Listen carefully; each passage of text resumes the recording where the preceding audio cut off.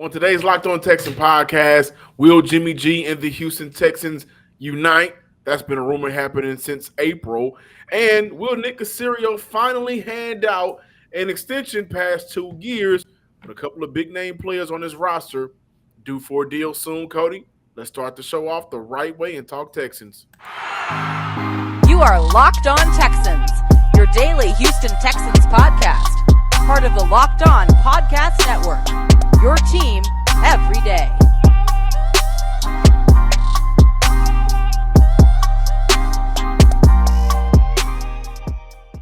Welcome in, everybody, to a Wednesday edition of the Locked On Texan podcast, a part of the Locked On Podcast Network, your team every day. I'm John Hickman. Of course, this is Cody Davis here to discuss the Houston Texans on this great hump day.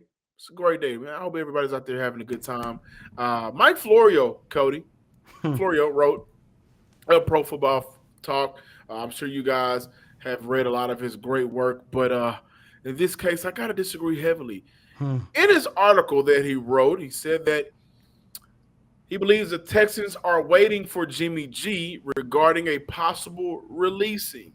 And this is sparking the rumor that the Houston Texans and Jimmy G may possibly unite with one another. Continued in that article by saying that his wild-ass guess is that Jimmy G will land in Houston, put all his chips on the Houston Texans. One of his reasonings behind that decision was Houston knows how to play it slow, citing how they handled their Deshaun Watson trade situation. I don't think that applies to this in terms of Jimmy G and Deshaun Watson, two totally different situations. This has been an off-season long rumor. A lot of people has had Jimmy G and Houston connected for some time now. The rumor started back in April, and they were talking about it then. Now, Texans currently have roughly $9 million in cap space left for the season. Of course, he wouldn't command that much from Houston, but I think a decent portion would go to Jimmy G after a possible releasing. It is worth noting that the 49ers have said unless Jimmy G is traded, they would not release him, saying he's too good of a quarterback. Okay, that's your decision and your prerogative, not ours. I wouldn't sink my money into that. And what positive would actually come from adding Jimmy G to this roster? I trust Davis Mills more right now. I trust the possible development of this coaching staff that's surrounding the players that's been in the building since day one. And I simply don't trust Jimmy G with any of these qualities given the current state of this franchise. And I think that's 100% fair to say. And what I also think is interesting, Cody, you may like this, listeners may like this as well. In a discussion with some of his former teammates, Martellus Bennett, and Julian Edelman, they were both on podcasts recently. They both had some very strong words regarding Jimmy G and the lack of toughness. Of course, you guys know Marty Bennett out of Southwest A-Leaf, Texas, the SWAT out here in Houston. He had much stronger words than Julian Edelman. I won't repeat it verbatim, but all I'll say is both Bennett and Edelman questioned his toughness during that 2016 season when Brady was out due to that suspension of Deflategate. Houston and Jimmy G is not, and Cody, I know you're gonna take it and run with it. This is not a marriage that will work out. This is one of those marriages that you do it because someone's pregnant and you want to go, basically it's going to fail. There's no love. There's no real connection there, and it doesn't make sense. Right now, Houston is in the best situation. Yeah. Young quarterback in, and I'm going to let you take it over. You get your young quarterback in, give him 17 full games. If not, you move forward with another young quarterback that you can pay when it's time. Jimmy G is not right for this team. And I 100% agree with everything that you said, John. But at the end of the day, I do believe Jimmy G coming to Houston is a realistic possibility. Mike Florio mentioned in that article that he has been hearing this all off season. But John, I have been hearing about the possibility of Jimmy Garoppolo coming to Houston since either October or November of last season. And that is very important because one, it shows the long interest that the Houston Texans have had in Jimmy G. And look, at the end of the day, this is a guy who was in New England with Nick Caserio, and we know Caserio loves to take care of the guys that he actually has relationships with. But I do want to mention this. When I was told that the Texans had interest in Garoppolo, Tyrod Taylor was still the starting quarterback, and we were still kind of iffy on whether or not Davis Mills is the quarterback of the future for this organization. With that being said, back in October, back in November, I had some issues and I had some concerns. Now, as we sit here on July 12th, 2022, I still have those same concerns and those same issues. However, they have expanded a little bit. Because first and foremost, Jimmy Garoppolo, no disrespect to him. John, you can let me know if you agree or not. Listeners, you guys can do the same. But I think we all can agree that Jimmy Garoppolo is an average quarterback at best. And you also got to consider the fact that this is a guy who has played under Kyle Shanahan, who is one of the best offensive-minded coaches in his generation. And when he wasn't playing under Kyle Shanahan, he was playing for Bill Belichick, arguably, if not the best coach in NFL history. We believe in Pep Hamilton. We believe in Lovie Smith. There's a new day here in the city of Houston. However, I do not believe that the Texans actually have a good system where Jimmy Garoppolo will succeed. But And that's why I mentioned I don't trust Jimmy G in the state of this franchise right now. That's why I wanted to. I'm glad you said that. Thank you. Yeah, but my biggest issue is, you know me, John, every time we talk about adding players or departing for players, ever since they started this rebuild, my number one priority has been what will the Houston Texans benefit from adding this individual. And of course, we taking a look at Jimmy Garoppolo here. I'm looking at this from a standpoint, if Nick Caserio and his organization still has some type of doubt on whether or not Davis Mills is the quarterback for this year or for the foreseeable future, or whatever the case might be, I think they would have been better off making a trade for Baker Mayfield. Now, of course, that is out the door with him going to Carolina, but it would have made a lot more sense than you going after Jimmy Garoppolo, because if we break this down, don't know how you guys feel about this, but for me personally, and I'm adding Baker Mayfield to this equation only for the sake of the argument, because if they wasn't rocking with Davis Mills as their starting quarterback, I always felt that it was going to come down between Baker and Jimmy G if Nick Caserio and the Texans had to go out and get a quarterback. But I'm going to break this down really quick. First and foremost, I think Jimmy Garoppolo is the worst quarterback out of the three. I do not believe he's better than Baker Mayfield. I do not believe that he is better than Davis Mills. He is making the most money out of the other two guys. I think his salary for this upcoming year is somewhere in the ballpark of $20 million. And then he's 30 years old. He's going to be 31 by the end of the 2022 season. And look, this guy could come here. I don't even think he can start throwing yet, based off. Yeah, and I forgot about that, because he's coming off the shoulder surgery. And look, we could be wrong, and he could come here and actually, help this organization get competitive. But you also got to keep in mind that he's in the final year of his contract. If he come here and has some type of success, you extend him, and then in the next 2 years, possibly, we're looking at a quarterback that's going to be 32, 33 years old, and you and I sitting here on this same podcast or a bigger platform sitting there talking how the Houston Texans should move on for Jimmy Garoppolo, but they can't because he has one of, if not the worst contract in the league. So I don't see the Houston Texans winning in this situation by adding Jimmy Garoppolo, but keep in mind, I have been hearing talk since October, November, so there is some real interest there. I will say this. I think there has been interest. I think that the front office and the coaching staff is kind of maybe split on Jimmy G. Mm-hmm. However, Nick Caserio and Pep Hamilton and Lovie Smith have all endorsed Davis Mills as their starting quarterback. And for me right now, I think that's enough. Listen, guys, neither one of us are making Jimmy G money. And if you're living paycheck to paycheck or struggling to make ends meet, it's America. Inflation is crazy. Nothing wrong with it. It can be very stressful when unexpected expenses come up. Now Dave can help you get out of a pinch when you really need it. Dave is a banking app that helps you get up to $500 instantly with extra cash. That is more money to fill your tank, buy a wedding gift, catch up on bills, or just kind of treat yourself to a nice pizza and beer. You can finally tackle some of those expenses that has been stressing you out, and there's no interest and no credit check needed. You cannot beat that in today's market. Millions of people have already downloaded the Dave app to get the financial relief they need with extra cash. So if you're in a pinch and need some extra help, download Dave and think of it as a helping hand from the future you. Download the Dave app from the App Store right now. That is DAVE. Sign up for an extra cash account and get up to $500 instantly. For terms and conditions, go to dave.com/legal. Instant transfer fees apply.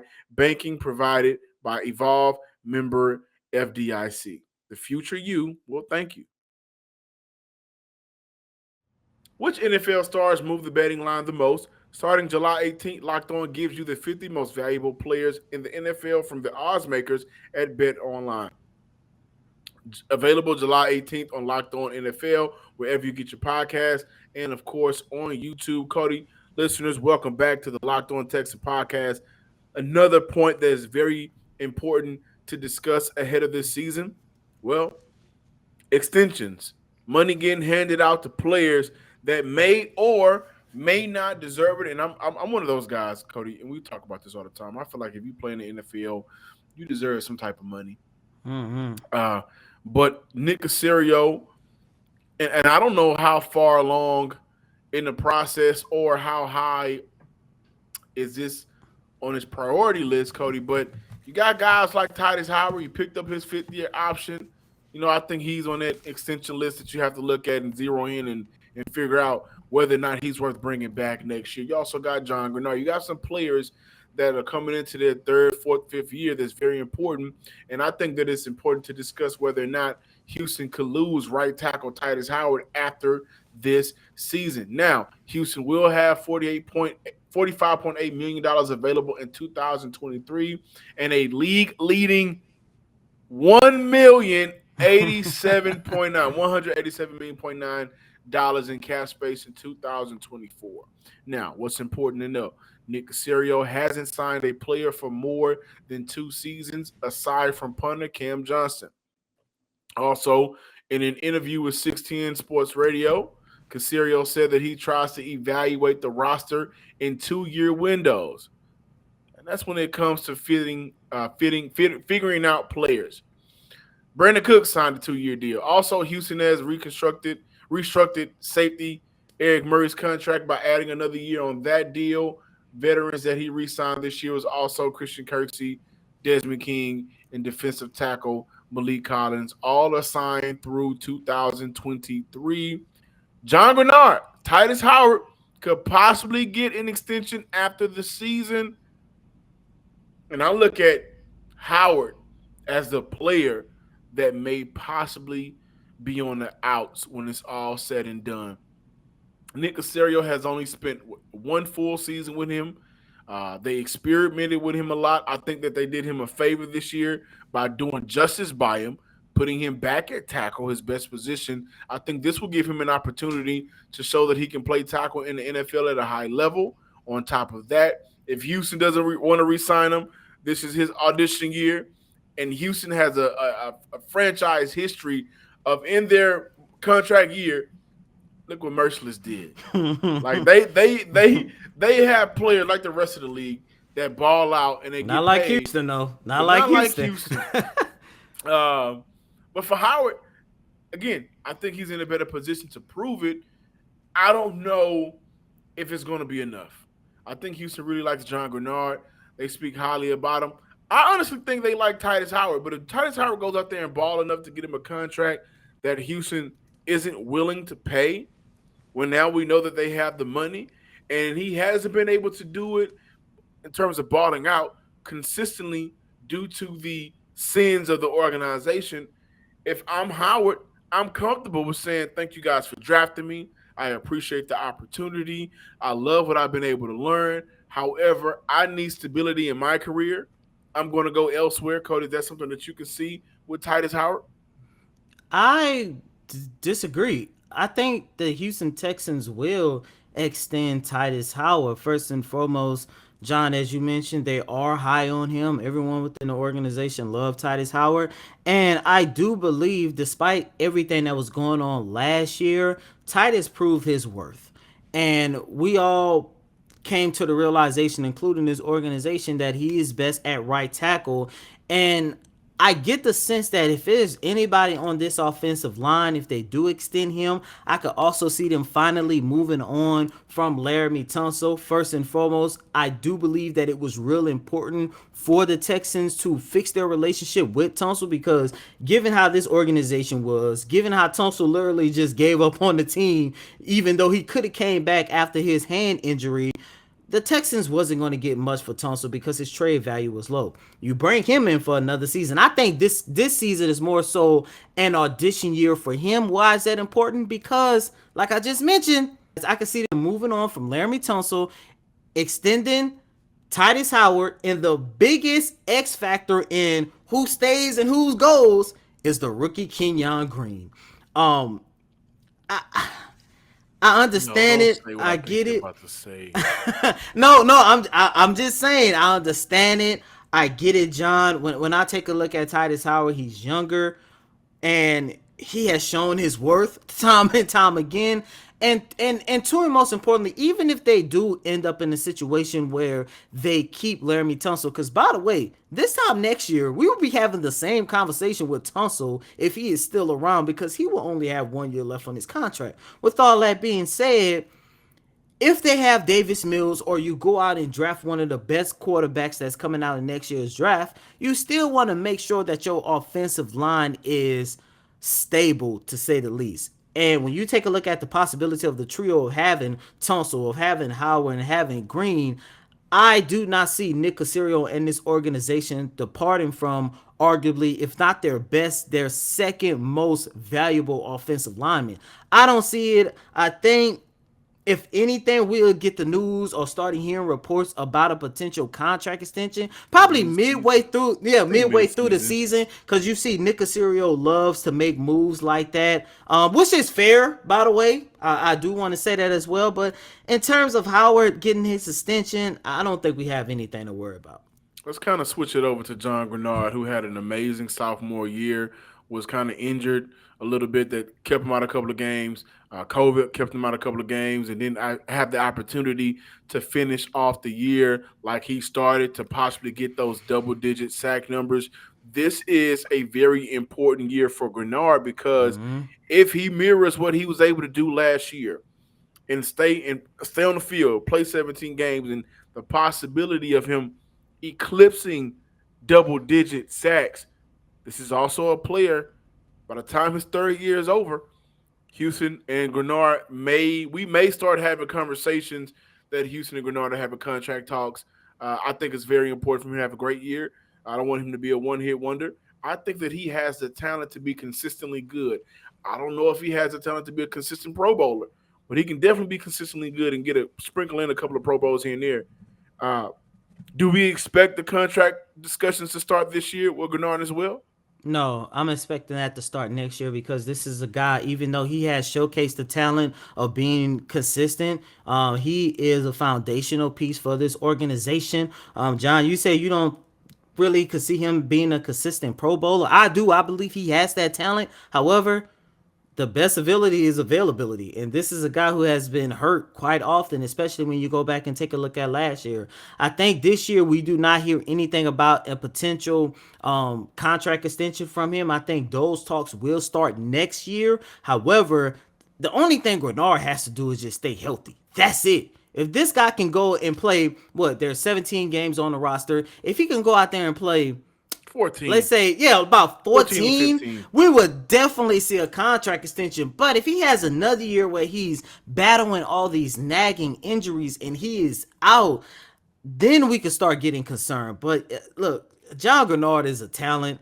And when you take a look at that defensive front, as I mentioned last week when we talked about Roy Lopez, They don't have any big name guys, but they do have guys to where you can say to yourself, if they go out there and take care of the business, we can see the Houston Texans have a damn good defensive line. And a big part of that is going to be the production and the availability of John Gennard, who is by far one of the coolest people that you can ever meet inside of 6'10" and Kirby, man. Yeah, and I agree. Last year, started and played in 12 games, missed 5 of those games due to injury and COVID, other small things. His rookie year only started in 1 game, did play in 13 games. And his rookie year, there was so much going on in the organization. But I think with both of these players, even when we look at Ross Blacklock, he's entering his 3rd season. It's not about what you know, it's about who you know. And who we know right now is Nick Caserio. I don't think Nick Caserio is rushing to hand out extensions. I think Titus Howard is the one player that we really had to discuss, which we did, because he's the one player that you have to make a decision on after this year, unless you choose to franchise tag him. And I don't think that's the right move for the Houston Texans. Thanks for making Locked On Texans your first listen today. Now make your second listen to the Locked On NFL podcast. Our national NFL experts and insiders keep fans dialed in with the biggest stories and the latest news from around the league, because an offseason doesn't equal a break in the action. Welcome back in, ladies and gentlemen, to the Locked On Texans podcast. You guys know we weren't going to end this show without talking about them red helmets. Them battle red helmets. Can I just say something? Thank you. Thank you to the Texan God up there that's sitting in Texan heaven that has starting to forgive a lot of the Texan sins that this franchise has committed, and blessing us with some Texan fever and fun. If you guys haven't had an opportunity, please, I beg you, go check out Google Texans battle red helmets. It's a thing of beauty. It looks so good. It's a thing of beauty. Those jerseys look like. Have you ever seen Who Framed Roger Rabbit? Mm-hmm. Remember that the cartoon character had the pretty red lipstick and she just blew everybody away. Oh, what is her name? What was it? Lola? No, I can't remember her name. Oh, ain't Lola Buddy. Not Lola I Buddy, can't remember her name, but I know exactly who you talking about. Somebody in the comments, y'all let us know what her name is. But those battle red helmets, the moment you see them, it's a chef's kiss. I do want to say that the Texans announced that they will wear the battle red helmet on Battle Red Day, November 3rd at NRG Stadium. That game will be against the Philadelphia Eagles. It would also be worn for one training camp practice, July 30th, and they will go on sale for fans. This is the first time the Texans will wear a different helmet other than their classic blue ones, and I think that the numbers for this helmet the tickets, whenever they go on sale, how hyped the fans are, they may have to do a reorder because it may sell out. Man, those helmets are so fire. And John, I think this is the best part. This is the 20th anniversary of this franchise. And I understand it. I get it. It's only supposed to be worn on Battle Red Day, but you know what? I've always been a fan of the Battle Red jerseys myself. Now you added the helmet to go with it. I wouldn't be mad if that's just be the Texans home jersey for the entire 2022 season. Because they gotta do something. They gotta do something. Especially how the last era tainted those jerseys. I want to say this, man. This got to be the first process and step of the process of getting new jerseys, right? Yeah, like you don't get a new hat unless you fit right. You know what I mean? Like, you remember when you go get a hat, Cody, you wear hats right now. When we really used to go to Lid and get your new fitted cap and you look in the mirror, the next thing you do, unless you had already did it, was go get a cool fit to go with it. Everybody is begging right now for new jerseys, and I love that they came 20th anniversary. Come on, man. Please, just say scratch it. We're going to wear it all season because I love those Battle Red jerseys. Hey, what if they do the all white with the red helmet? Bro, if they do the all white? Woo! If they do the all white with the red helmet, The text that's going to go down as one of the best uniform Moonwalking on the helmet field. combinations of all time because the Texans really do have good colors. And even their original jerseys, like what we've been watching over the last 19 years, I mean, it's still good. I still believe the Texans have some of the best jerseys in the league. You might disagree, but I'm just ready for a change, man. Just take a look at that. Look, John, just take a look at that. Like, Now you just slap that on let's some all let's red. And I'll say this. you know This what is the they have perfect to. era to They change have it to up. wear it. It's the perfect era to change it up. One of my favorite rappers, Jay-Z, said, "Build me up to break me down, to build me up again." We was built up with Deshaun Watson. We had to break it down before Deshaun Watson. Now we got to build it up with Davis Mills. And we Thank you gonna guys stay for up with checking out Davis Mills. the D Mills era, General Mills era, baby. Thank you guys for checking out today's episode of the Locked On Texan podcast. Had a blast with Cody talking Texan with you guys. Make sure you're following us on Twitter at Locked On Texans. Also, subscribe, like, share, comment, have fun in the comment section. Do it all, baby. We want big happy family on YouTube. Find us on YouTube under the Locked On Texans tag name. And as always, I'm your host, Cody Davis. Please remember to follow me on Twitter at CodyDavis_24. Once again, that's Cody CODYDAVIS_24. Until next time, ladies and gentlemen, peace. Battle Red something.